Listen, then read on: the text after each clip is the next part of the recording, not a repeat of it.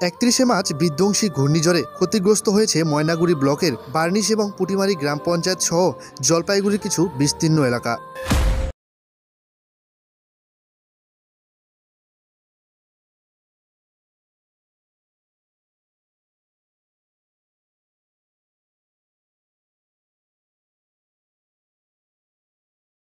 প্রতিদিনের মতো সেদিনও ভালোই চলছিল জীবনযাপন। হঠাৎ এক ঝড় এসে শেষ করে দিয়ে গেল প্রায় গোটা একটি গ্রাম। কিচ্ছু নাই, ঘর বাড়ি সব কিছুই নিয়ে গেছে। টাকা পয়সা সোনা গয়না, যে আমার দুটা গাড়ি চালাই করে খাইতাম, ওই দুটা গাড়িও শেষ হয়ে গেছে। তাদের মধ্যে কারো মাথার ওপর চাল ছিল না। কষ্ট করে বাড়ি বানিয়েছিলেন। বৈশাখের শুরুতে গৃহপ্রবেশ করবেন বলে ভেবেছিলেন অনেকেই। তার আগেই কালবৈশাখী ঝড় এসে সব কেড়ে নিল। মাত্র কয়েক মিনিটের ঘূর্ণিঝড়ের দাপটে সর্বহারা বার্নিশ গ্রাম পঞ্চায়েতের পুটিমারি এলাকার বেশ কয়েকটি পরিবার। তাদের এখন ঠাঁই হয়েছে খোলা আকাশের নিচে।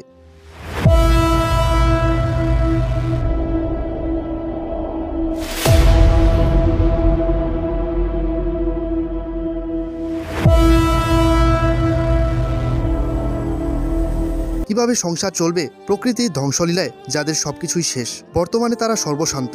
সকলের একটাই দাবি, সরকার পাশে থেকে তাদের ঘুরে দাঁড়াতে সাহায্য করুক। এদিকে তাদের এই ক্ষতিগ্রস্ত মানুষের পাশে দাঁড়িয়েছেন বিভিন্ন স্বেচ্ছাসেবী সংগঠন ও সমাজসেবীরা। কিচ্ছু নাই, ঘর বাড়ি সব কিছুই নিয়ে গেছে।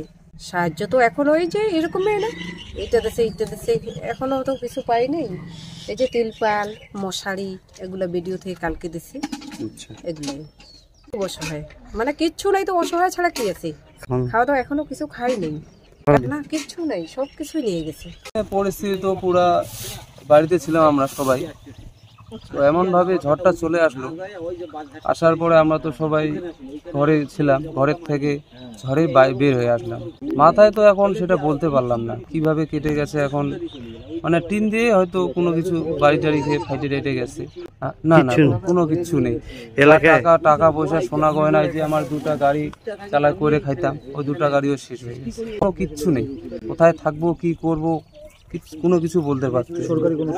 সরকারি সহযোগিতা পাচ্ছি, প্রশাসন মানুষ খাওয়া দাওয়া সবকিছু আসছে, দিচ্ছে। মুখ্যমন্ত্রী কি করবো এখন? কোথায় থাকছেন? এই যে এগুলাতেই থাকতেছি। ঘর বাড়ি সব ভেঙে গেছে।